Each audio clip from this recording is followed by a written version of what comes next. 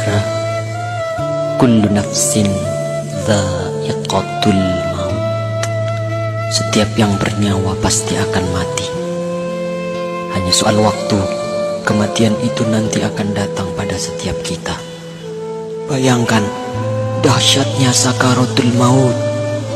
Rambut kita ditarik, kuku-kuku kita ditarik, sakit rasanya.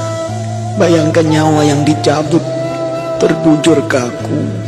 Dan bayangkan yang terbujur kaku itu adalah diri kita. Rasul menjelaskan ketika itu kita masih bisa melihat. Kita masih bisa melihat siapa yang menangisi kita, siapa sahabat yang mentakziahi kita. Tapi kita tidak bisa berbuat apa-apa. Kita tidak bisa bicara, tidak bisa bergerak. Lalu kita dimandikan. Bayangkan itulah diri kita yang sedang dimandikan. Air mengguyur tubuh kita yang selama ini kita bisa mandi sendiri, tapi sekarang harus dimandikan. Dan kita menyaksikan siapa yang memandikan jasad kita. Bersyukur kalau yang memandikan itu adalah anak-anak kita. Sementara kita belum mengajarkan anak-anak kita untuk itu. Ya Allah. Kemudian kita dikafani. Kemudian kita disolati. Kemudian kita digotong, dibawa ke kuburan. Rasul menjelaskan kalau yang dibawa itu mayit yang soleh, maka mayit yang soleh itu akan berkata. Tapi ketika itu tidak ada seorang pun yang bisa mendengarnya, kecuali malaikat dan hewan-hewan. Manusia dan jin tidak bisa mendengar perkataan mayit.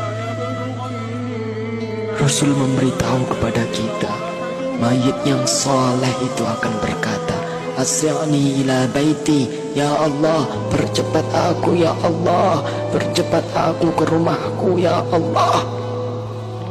Dia sudah melihat surga Allah. Dia sudah melihat surga karena kesolehan di dunia selama ini. Subhanallah.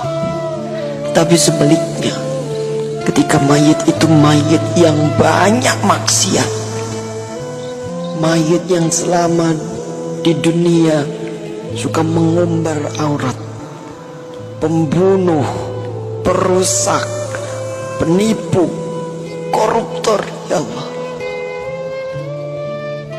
Mayat itu akan berkata, Aina tadhabun, mau dibawa kemana aku ini? Berhenti, berhenti. Tapi tidak ada yang mendengarnya. Ibunya tidak bisa mendengarnya, ayahnya tidak bisa menolongnya, teman-temannya tidak bisa berbuat apa-apa. Dan terus ia dibawa ke dalam kuburnya. Subhanallah. Saudara, semua kita akan masuk ke dalam galian lubang tanah 2 meter. Ketika itu kita masih bisa melihat untuk yang terakhir, siapa yang mengubur kita, siapa yang menutupi tubuh kita dengan tanah. Mungkin keluarga kita, mungkin tetangga-tetangga kita, atau sahabat-sahabat kita. Tapi begitu selesai kita dikubur, orang-orang yang kita cintai, orang-orang yang dulu selalu bersama kita, orang-orang yang dulu selalu menemani kita, semuanya pulang. Semuanya pulang meninggalkan kita sendirian di kubur. Maka kita merasakan kesedihan, takut, gelisah. Tapi kita tidak bisa pulang mengikuti mereka. Kita hanya bisa mendengar langkah kaki mereka saat semua orang pulang meninggalkan kita sendirian di kubur. Astagfirullah. Di dalam kubur, darah, daging, tulang, belulang hancur. Sempit, gelap, rumah ular, rumah tanpa alas, rumah kesendirian. tempat kita akan ditanyai perbuatan kita selama hidup di dunia. Itulah kubur. Saat itu tidak ada yang bisa menolong kita. Tidak ada kekuasaan lagi. Tidak ada harta yang melimpah lagi. Tidak ada keluarga yang kita sayangi lagi. Tidak ada pengawal yang setia lagi. Allah Akbar, Allah Akbar, Allah Akbar. Tapi alhamdulillah, kita bersyukur karena kita masih hidup, saudara. Hari ini kita masih hidup, kita belum mati. Berarti Allah masih sayang pada kita. Allah masih memberi kesempatan kepada kita untuk bertaubat. Allah masih beri kita waktu untuk beribadah sebanyak-banyaknya. Maka inilah saatnya. Inilah saatnya kita untuk bertaubat, saudaraku. Inilah saatnya kita untuk berjanji taat, saudara. Saatnya untuk kita berhenti melakukan kemaksiatan. Saatnya untuk kita berhenti melakukan kezaliman.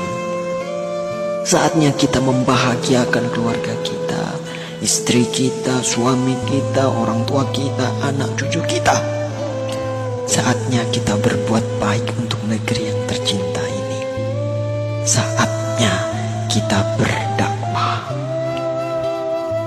Manfaatkan sisa umur ini untuk menebar kebaikan di sekitar kita. Karena kita tidak tahu kapan kita akan kembali kepada Sang Pencipta kehidupan, Allah Subhanahu wa ta'ala. Katakanlah, sesungguhnya kematian yang kamu lari daripadanya, ia pasti menemui kamu. Kemudian kamu akan dikembalikan kepada Allah yang mengetahui gaib dan yang nyata. Lalu dia beritakan kepadamu apa yang telah kamu kerjakan. Surah Al-Jumu'ah ayat 8. Semoga Allah mewafatkan kita dalam keadaan husnul khatimah. Allahumma khtim lana bi husnil khatimah. Assalamualaikum warahmatullahi wabarakatuh.